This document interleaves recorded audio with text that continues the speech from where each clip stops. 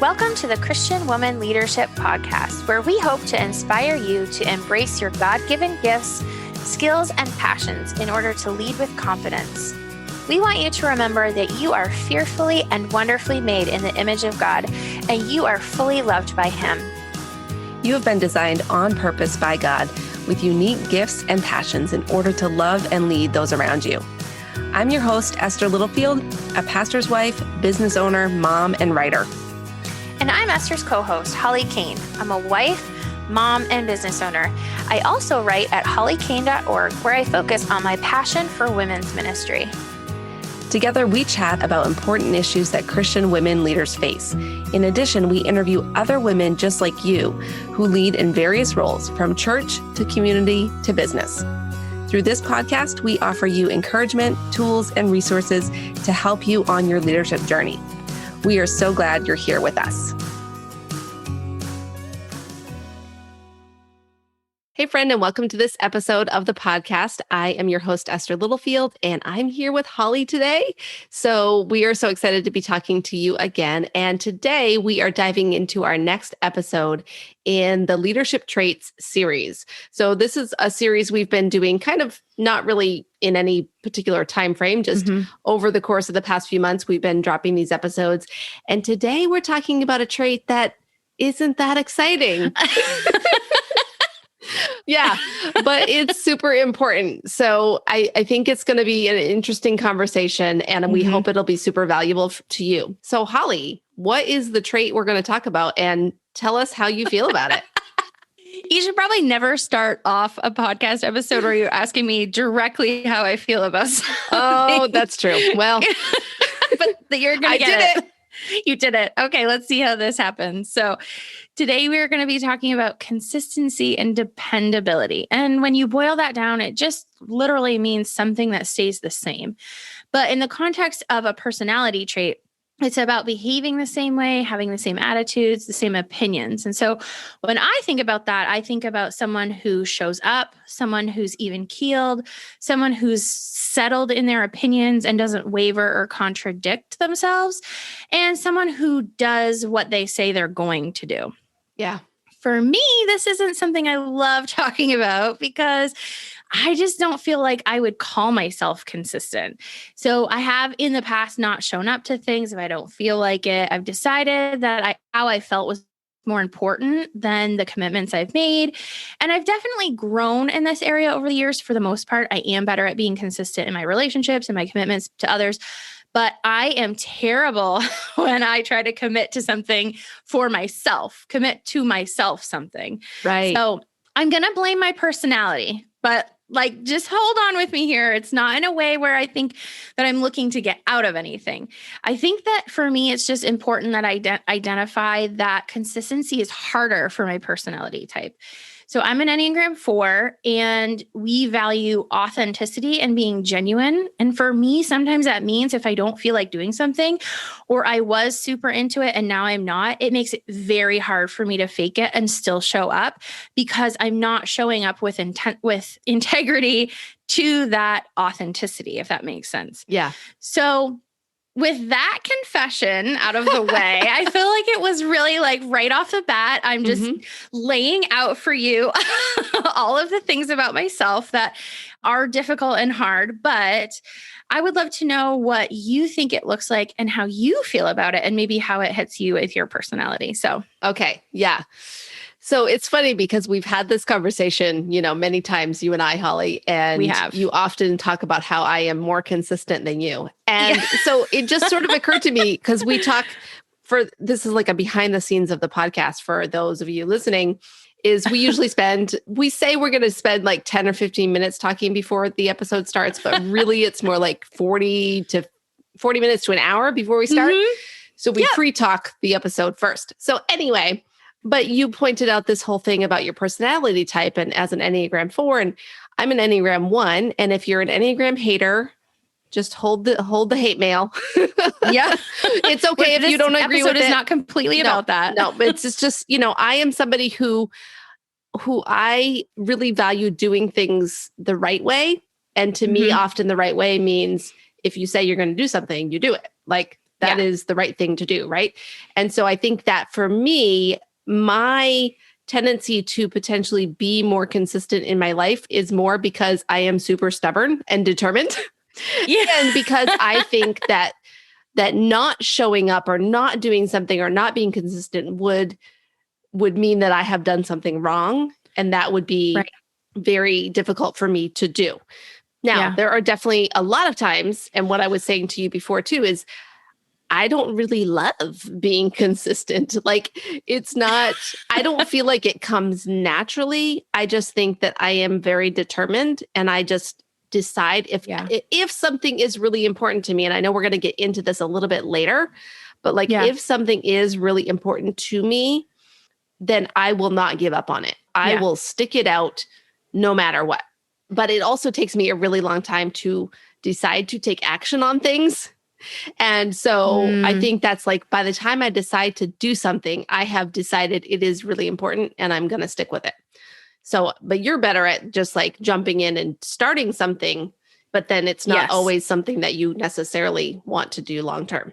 Exactly. So it's easier for me to like sign on to it, if you will, and then harder for me when that initial excitement wears away to stick with it. And sometimes it has to do with that authenticity sort of piece, that something feels really authentic, it feels really right, and it just matches like right along and lines right up with my skills, my personalities, what I want to do, the way God has gifted me. And I'll immediately jump in and say yes without actually taking time to think about it and assess like what my life looks like at that time and whether I really have the capacity to even do it. And so sometimes it has to do with a capacity standpoint too. Like I get tired or worn out because I don't actually have the capacity to handle it. And then, then it's harder for me to be consistent. But I think it's interesting that it all comes down to how we prioritize what we value.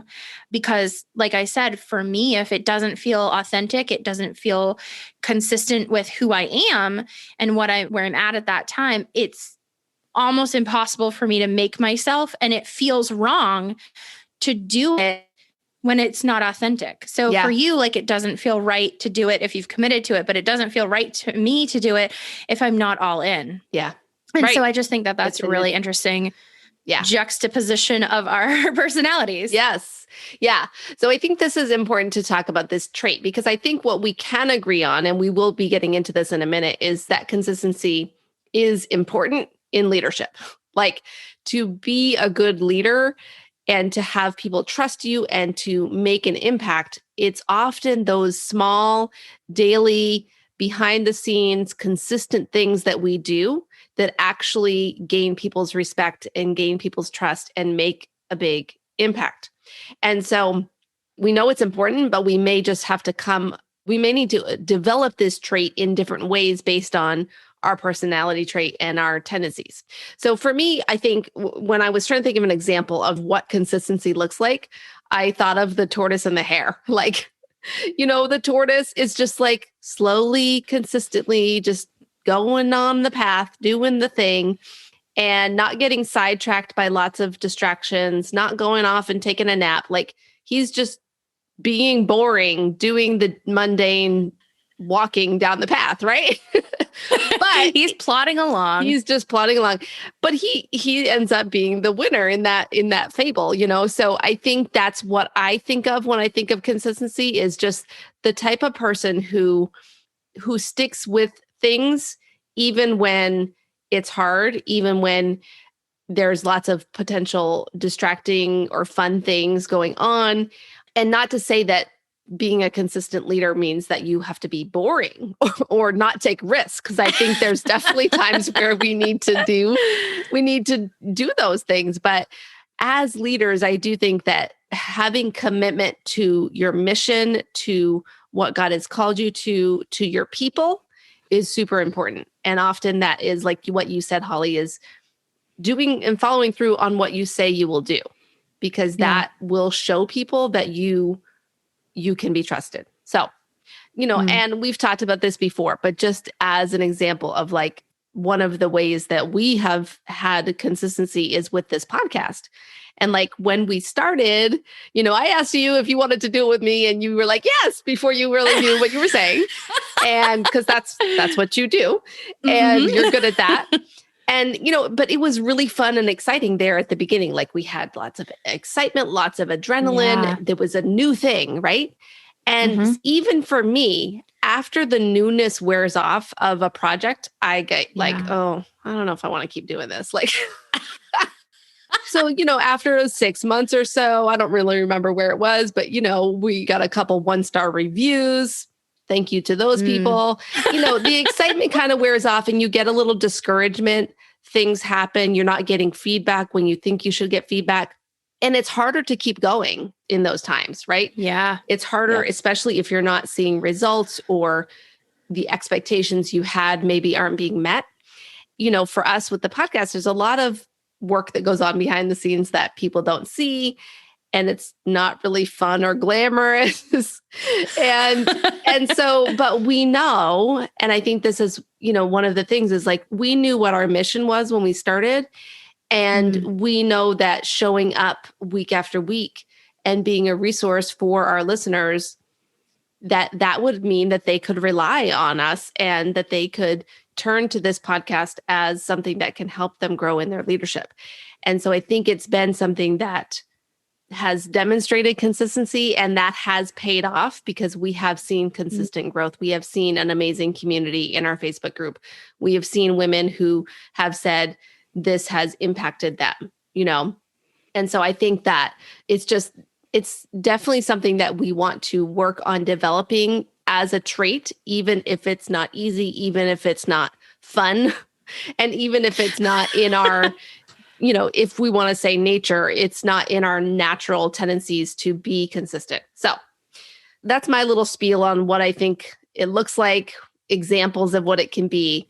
Yeah. But let's talk a little bit more. Let's go into like why it is important.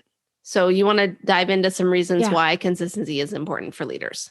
Yeah. So I'm going to talk about why it's important from a more business or secular world aspect. And then Esther's going to talk about it from a biblical standpoint. So the first thing is that consistency builds trust. And the Harvard Business Review assessed 87,000 leaders. And from that data, they were able to come up with 3 main elements of trust. And they are positive relationships, good judgment, and consistency. And they said in their article on the topic, the final element of trust is the extent to which leaders walk their talk and do what they say they will do. People rate a leader high in trust if they are a role model and set a good example, walk the talk, honor commitments, and keep promises and or follow through on commitments. And then the last is they're willing to go above and beyond what needs to be done. And I think these are all things that are sort of obvious to us. And when we're in the situations where we have a leader that doesn't, walk the talk, they don't set a good example, it's blatantly obvious to us. But sometimes it's hard to see that in our own leadership and really assess that for ourselves. But if you want your team or those that follow you to trust you, you have to be consistent because we all know what it's like to have someone who doesn't do that and how that feels. And it's so much more difficult to actually trust them.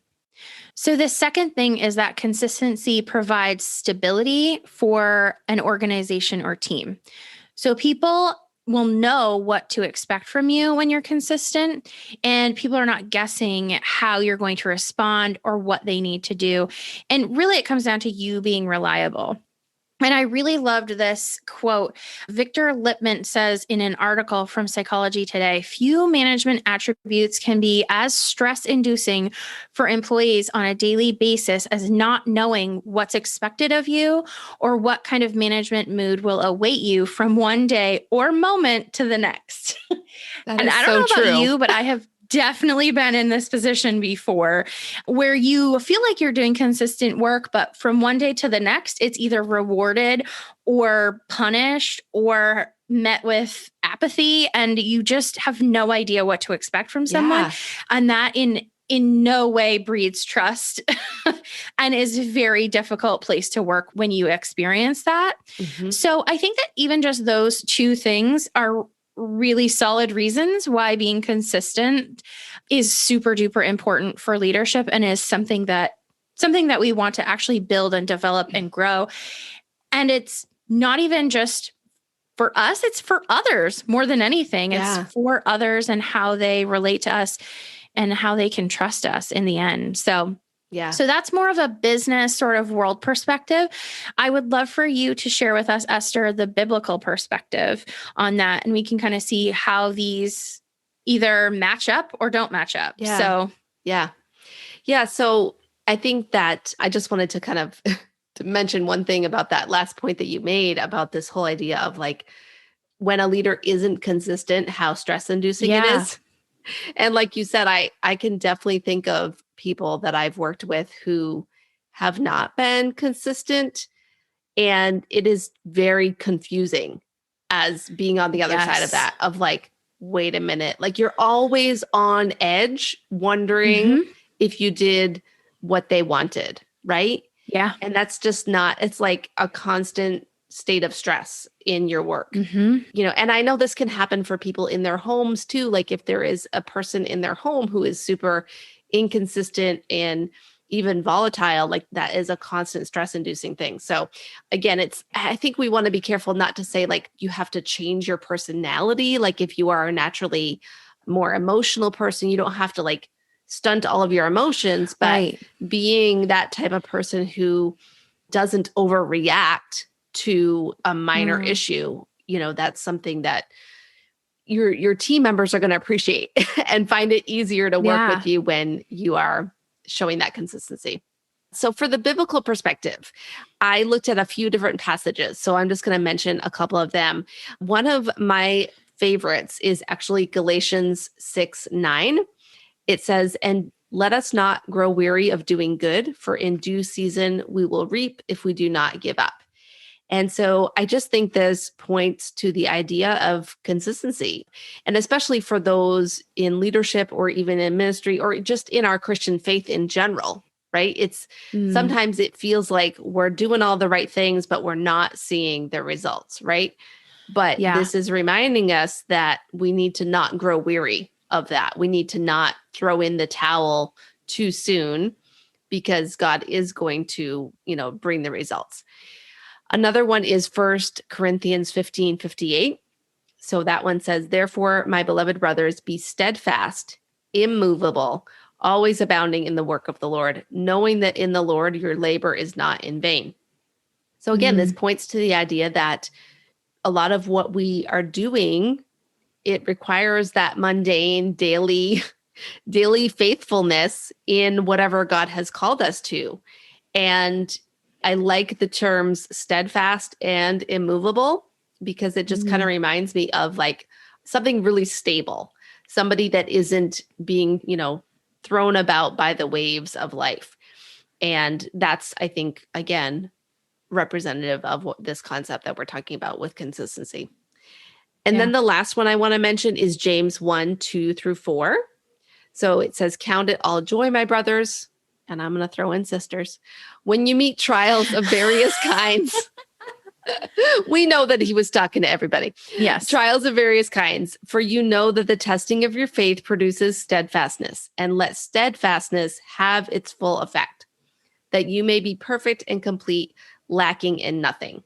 And that word perfect, I think, can also be translated as mature. Because I think we know we're never going to be perfect, but that it's this idea of maturing, of your faith maturing.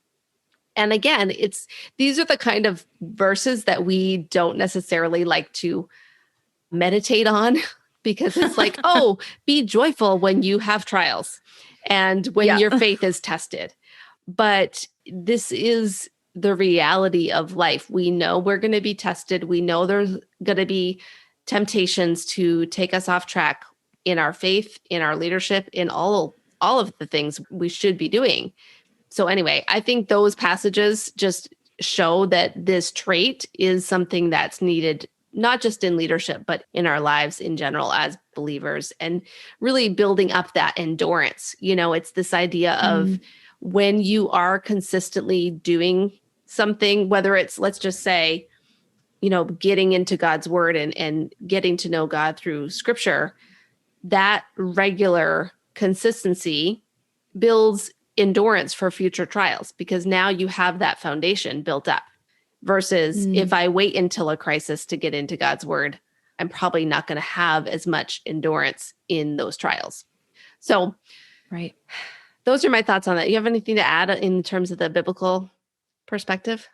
I mean, no, not really. I agree with you. I love the wording steadfastness, immovable. And I think it just kind of goes back to the ideas that we've already talked about, being steady and consistent and sort of not all over the place.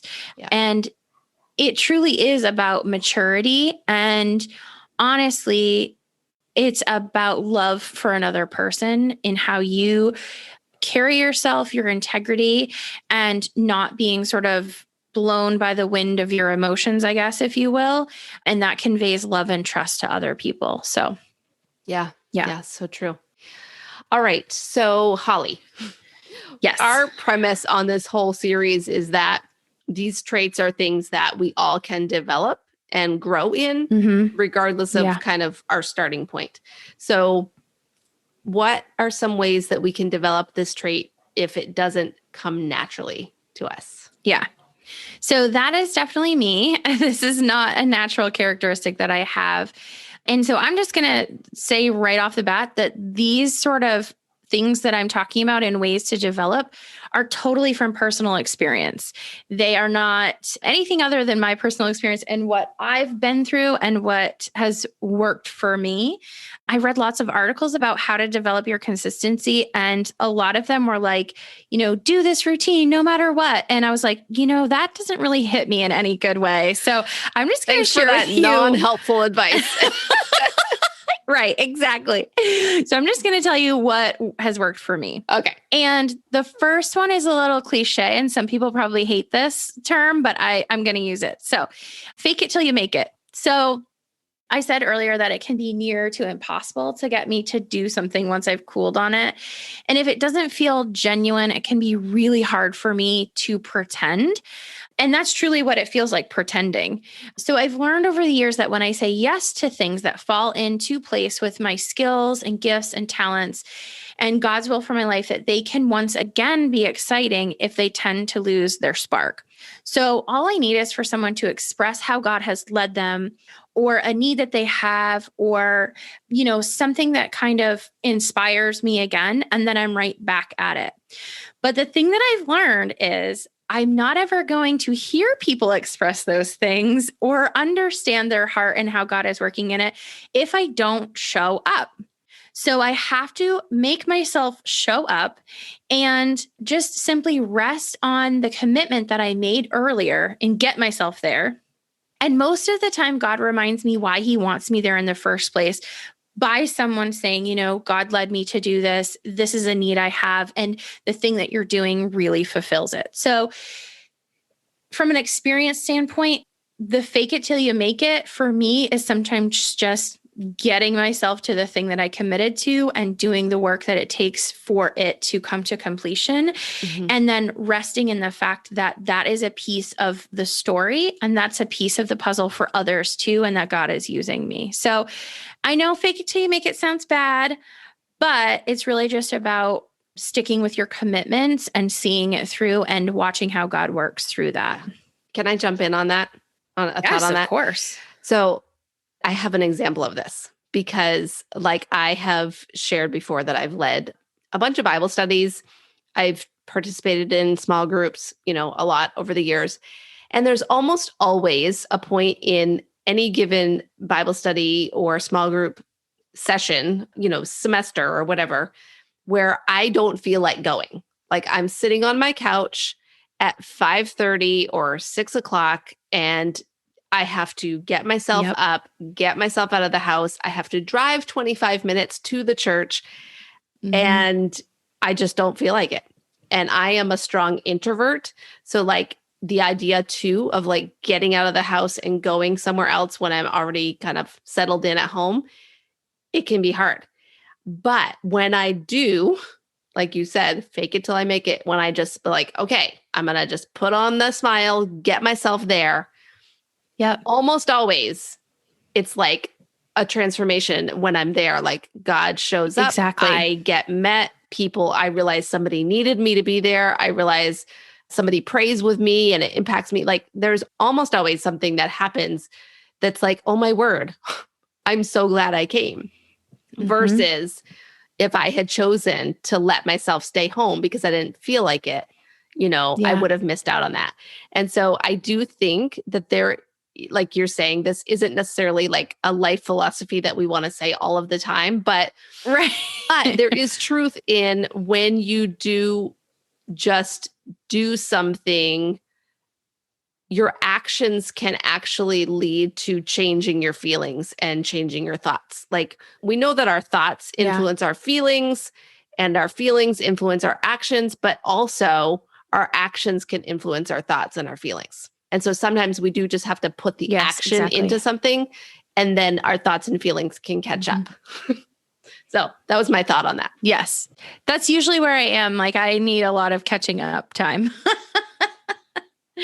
But yeah. So I'm glad you shared that because I've had that kind of recently. I started a small group at our church and only one person signed up for it. I had another person who committed to letting me host. And so at her house. And so in the end, there's only 3 of us. And I was really kind of discouraged a little bit and kind of contemplating, either postponing it a week to try to get more people or just canceling it all together. And finally, I had a conversation with someone and, she just shared with me her heart about it. And I could just really tell that the Lord was like leading her and leading me. And I was like, I'm so glad I had this conversation because I was feeling really discouraged about it. And she was very vulnerable with me and sharing some things. And it was just exactly what I needed to be like, yes, this needs to happen. And then when we finally had our meeting, like it just all came together and, we expressed some needs that we all kind of shared and some ways that we could support each other. And it was exactly what we all needed. And had I canceled or postponed, perhaps we would all still be feeling like, lonely or whatever we were feeling before. But now we know like we have this possibility of, these really great friendships and ways that we can support each other. And if I hadn't shown up, then that wouldn't be there. So totally agree. Okay. The next one is accountability.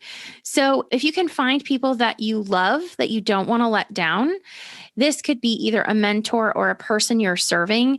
But if you have something that you love on the other side of the commitment, it makes it so much easier to follow through, even when you're disappointed or discouraged. And so what I mean by that is another person that you're serving with that you love and you cherish that relationship and they would feel let down if you weren't there, or, a person that you're serving that you truly love and, have a real passion for, that alone can be enough of a motivating factor to really get you to up your consistency, if you will. Love can do a lot of things. And if you can find where that is and really, I don't want to use the word capitalize on it, but use that to your advantage when you're building this characteristic, then that's definitely something to kind of keep in the forefront of your mind.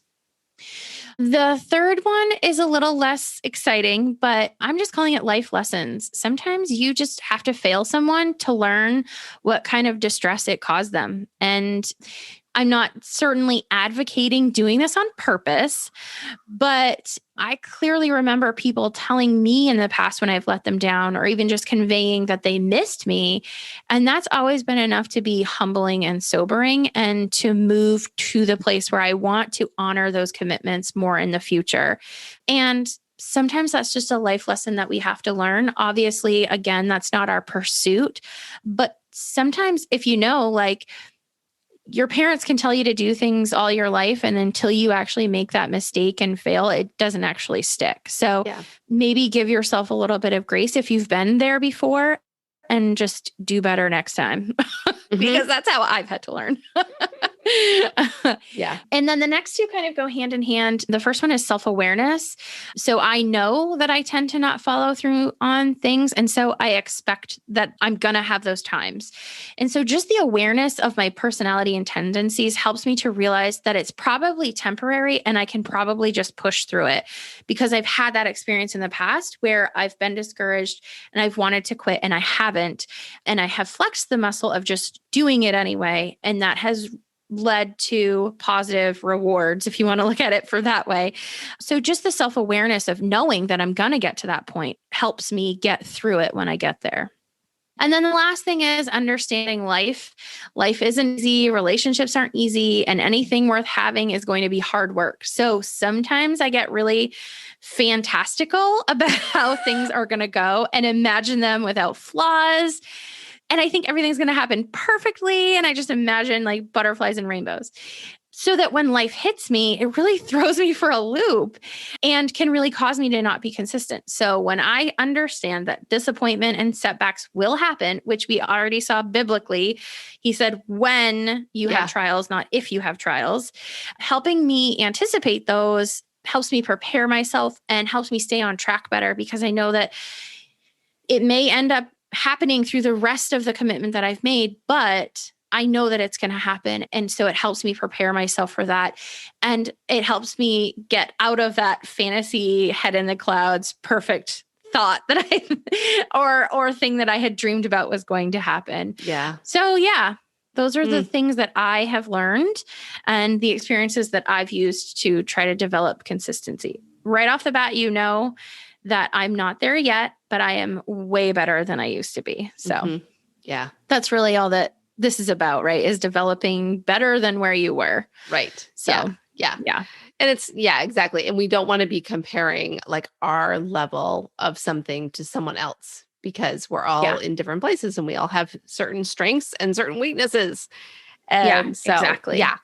I think that what you just pointed out though, about just like the self-awareness and then the understanding life and like just knowing, you know what, stuff isn't always going to work out.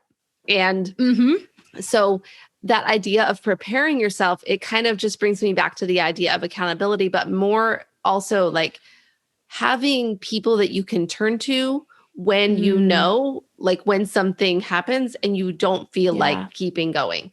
Because there are times where it's like, you know what, I might as well just throw in the towel on my business. Like there have been times, Holly, when I have boxered you and I have said, I probably am going to quit everything and just be done and go get a job. Like, right? Will you admit that I've said that?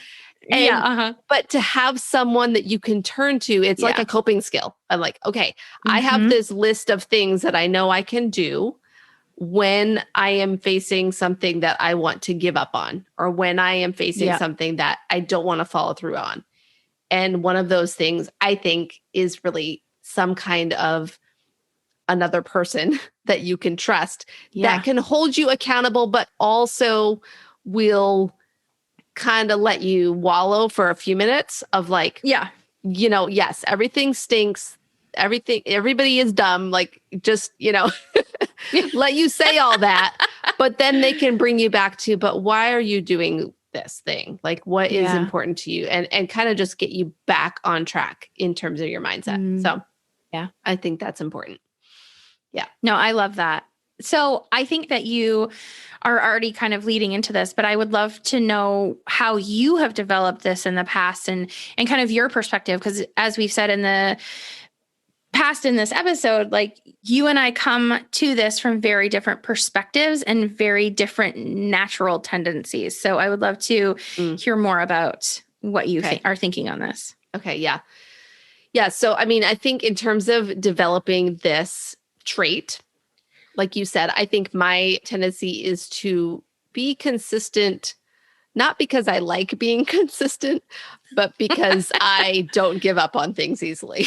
And I am kind of very stubborn and determined.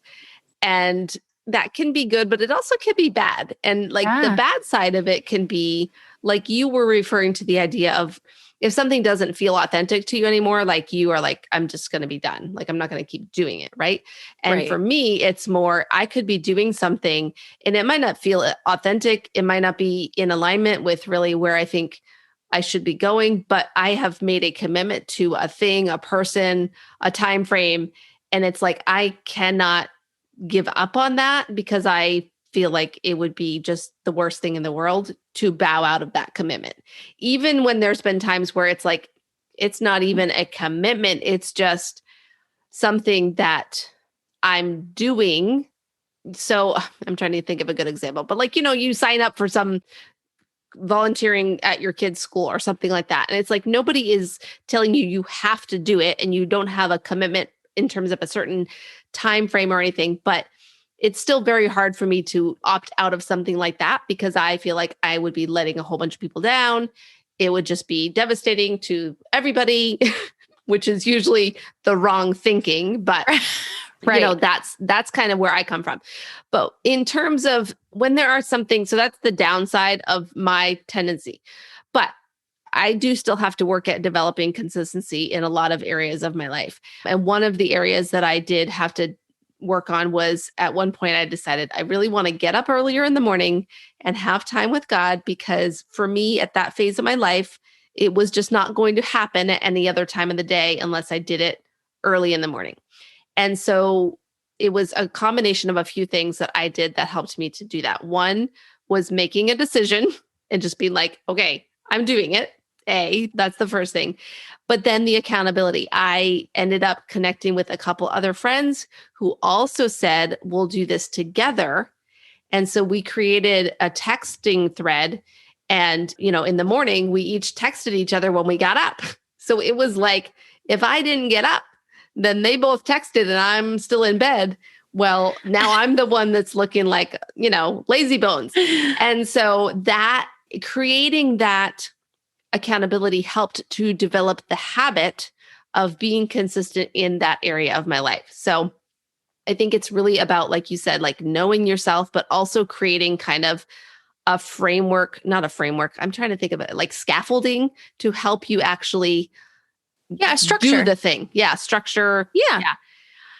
But it also does, I think, boil down to developing these things called discipline and self-control that the Bible talks about. Yeah, you. But you read the Proverbs, you read the New Testament, you see it everywhere that self-control and consistency and discipline are things that we need to have as Christians. And the good news is that the Holy Spirit is there to help us with this. Like it doesn't have to just be in my own strength to be consistent in areas when I don't feel like it, but it really is oftentimes a battle between our natural flesh, our natural selfish desires versus what actually is good for us in the long run and the life or the habits or the routine or whatever it is that God would have us to develop so that we can be the leaders that he wants us to be. And again, I have one more small example of this that I'm thinking of, and it's doing the dishes. Like for me, having consistency in doing housework is definitely not one of my strengths, and I really have to work at it.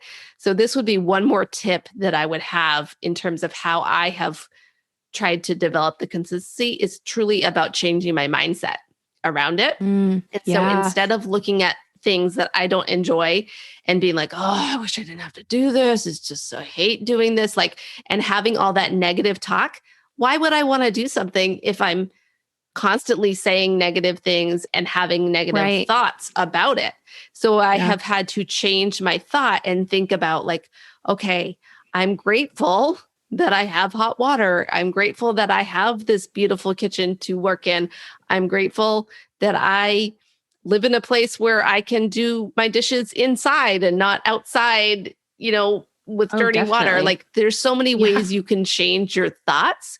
And then for me, the last thing that I have changed in that thought pattern is like, I am grateful that I have this way to serve my family because it's important to me to have a healthy family and to have a good routine for our family. And so I've changed my thinking around it to say this is an opportunity to serve my family and, not just be so focused on myself and what I want in the moment.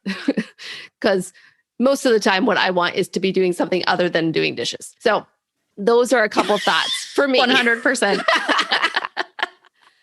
So accountability, I think just like a few practical takeaways. Accountability, I didn't say this, but rewarding yourself when like if I do this thing that I don't want to do, I will let myself do this other thing that I want to do, afterwards. That works for me. Yeah. I am motivated by rewards. And so I know if I set up a reward system that even if it's just made up by me, it will help me get something done. Sometimes I have to do that with my work. I have to say, I have to do this thing in my work, in my business that I don't feel like doing. And then I'll do this other thing that is more fun and that I enjoy, but it's like, I have to do it in that order. Because if I do the fun thing first, I'm not going to go do the boring thing. Do you do sticker chart? Does that work for you? That worked really well for me growing up. I was all about the sticker chart. I don't actually have a sticker chart for myself now, but it sounds fun. But then also, I think the last thing I would say is remembering your why, coming back to why you're doing something. And I think that kind of example of like the dishes thing for me, it's like making the dishes be about more than just doing the dishes. If I can think about why this is beneficial to me, my family, my life, all of it, then it's easier for me to follow through on it than if I'm just focusing on the actual task at hand. Yeah. So those are my thoughts on kind of how I continue to work on this area of my life. Yeah. And I think the rewards and the remembering your why kind of all resonates back to what I said about how like putting something you love on the other side of it. So I think that is all kind of in the same realm and sort of the same idea.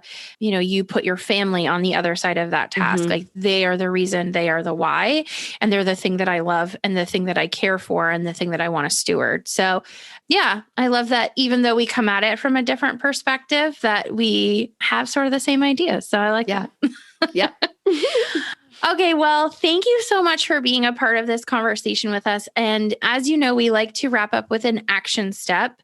So we would love to encourage you to identify what your natural tendency is when you're at the point where you're not wanting to be consistent or you don't want to follow through on a commitment. So I have some ideas on how you can do this. Sometimes it just takes reflecting on past situations that you've had, asking yourself kind of how you felt at different points through it, and maybe just journaling through it. A lot of personality frameworks will talk about this consistency/motivation. And so if there's a specific framework that you enjoy, we talked about the Enneagram, but I know Myers-Briggs talks about this as well. If there's one that you enjoy, go back and read your profile within that, like whatever your result was, and look at it from this perspective and see sort of the pitfalls or the pros or the cons that are part of your natural tendency. And then just try and figure out from there, have that sort of self-awareness. And then maybe the next time you actually go through these things, you will have done some of this pre-work and you can kind of see those priorities pulling forward, like my priority for authenticity and Esther's priority of doing the right thing with determination. You can kind of see how those priorities rise to the top when you're challenged. So I definitely think that this is super important to do. And I would love for you to pop into our Facebook group and whatever you're comfortable sharing, whatever piece to this that was sort of an aha moment, I'd love for you to share it in the Facebook group and let us know the things that you're going to do to work on your consistency.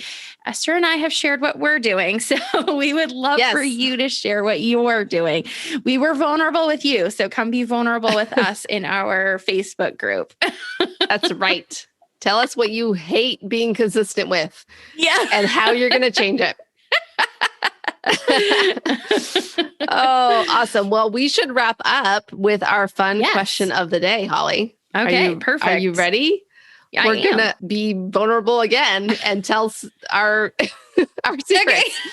So what is something that you did in high school that someone might be surprised to learn about? Maybe that you know, that wouldn't be necessarily a good thing. Right. So we were talking about things that we were both pretty much rule followers in high school. And so there were things though that we did that were not rule follower, like and the thing that Esther did, I never did, but we'll talk about that when it's her turn. So I was like, are you going to tell them what I did? No, I'm not going to tell you. Okay. I'm not going to tell yours, but I just wanted to say up front that I never did that. So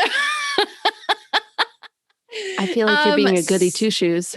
I am. No, it's okay because I'm about to out myself anyway. So I remember going to a bonfire at a friend's house when I was in high school, and we went cow tipping in the field behind their house. Oh. And that's not something that you should do. No.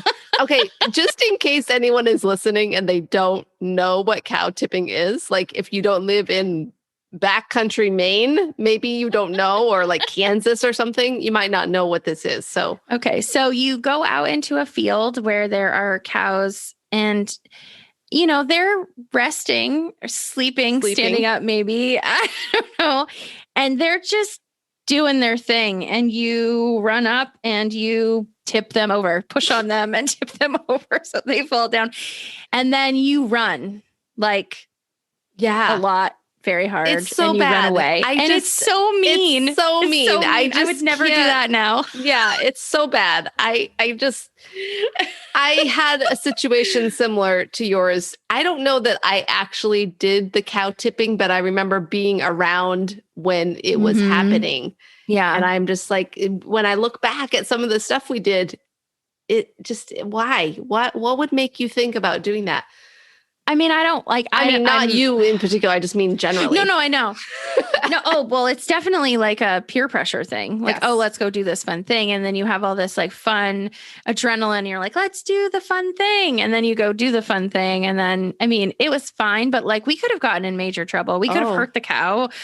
We could have done, you could have all the things. You could have been chased by a cow and almost died like happened to me. Yes, I could have. Yeah.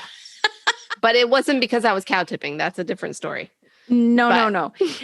Yeah, but that was the night that I figured out that when I get scared and someone jumps me, I have a tendency to faint. So, like fainting goats. So it was kind of like payback for the cow tipping. God was like, now I'm going to tip you over. 100%. So wait, you passed out when somebody scared you? My friends were hiding in the woods and I didn't know they were there. And it was at nighttime. We were walking on a trail. It was an old snowmobile trail. And they jumped out and scared me. And I went flat on the ground. Oh my goodness. Wow. Like that's faint. Scary. I didn't even scream. Like I just fainted immediately like a goat does. Have you ever seen those goats when you scare them, they get all stiff and fall over? Uh-huh. Yeah. That's what happened to you. Yeah. Oh my goodness. Mm-hmm. Yeah, 100%. So, okay. All right. Well, what did you do? Okay, what I did in high school school that people might be surprised about. There's a few things that I did not do. There's a few things I did. Oh, okay. I'm not going to disclose them all today. I'll share one. Okay, so I was like you were saying the rule following thing, like I was like the best rule follower that could be. At least you outwardly. won the prize for I rule was the following. Outwardly rule follower of all time. Like I got a detention in, I think 4th grade and it just almost ruined my life. Like it was really bad. Mm-hmm. So like in high school, I did all the right things. I got the A's. I was teacher's pet, all that stuff. Well, I met my now husband and we started dating my senior year of high school and he convinced me to skip school. Like a whole day of not showing up to school. So like I'm pretty sure what I did was I drove my sister to school because she was younger than me. So I like dropped her off and then just left and went and met up with Scott. And we went off to Bar Harbor and we went, I don't know, on Cadillac Mountain or something. And here's the funny part. I went to school the next day and not a single teacher said anything to me. Like nobody noticed that I was gone, or they just assumed that I had a reason to not be there. Yep. It's like I totally got away with it. I mean, any of my classmates probably that hadn't shown up, they probably would have gotten in trouble, but somehow I got away with it. Never got in trouble. So anyway, that was my thing. That was something I never did. Yeah. I can't say even that on senior skip day. Yeah. Did you have senior skip day? No, we didn't. I never. No, I didn't do it. Yeah. And the whole day I was like, oh, it's so stupid. Why are people doing this? Like I acted like I was better than them. You were so much better because you would never. But I was just really afraid of getting in trouble. Yeah. Not following the rules. I think I was probably at the point where it was like so close to the end of the year. And I already knew like where I was going to call. I already had everything locked down. Yeah. Like I already knew I had these things in place and like one day was not going to change anything. So anyway, it's funny. But still, you rebel. My mom didn't know about it for a long time. So. Well, my mom just found out about this while we were talking about it. So. Oh boy. All right. So we have a few things that we're going to have to put in the Facebook group for this, for this week. And also when this episode comes out, we're going to be in person together. We're going to be together in real life. It's going to be so exciting. So, and hopefully we'll be on the beach. I mean, yeah. That's so maybe we can take a beach selfie and put it in the Facebook group. We're going to have to put some pictures in the Facebook group. So make sure. We have a game to play. We have to play Catan together. Yes. Settlers. Yes. That's right. Okay. Well, friends. All the plans. Thank you for being here with us. We will stop planning my Florida trip on the episode. That's not content we had planned. No, but yeah, thank you for listening, and be sure to come into the Purposeful Leadership group if you're not already in there, because that is where the fun conversations continue. You want to be in there to get in on the fun and share your thoughts. So thanks again. We will talk to you next time. Thanks for joining us on the Christian Women Leadership Podcast. If you enjoyed this conversation, come and join us in our private Facebook community. We would love to get to know you better so that we can make sure the podcast is providing what you need. Plus, you can share your questions and ideas, and you'll be surrounded by incredible Christian women leaders. To join the group, visit estherlittlefield.com/group.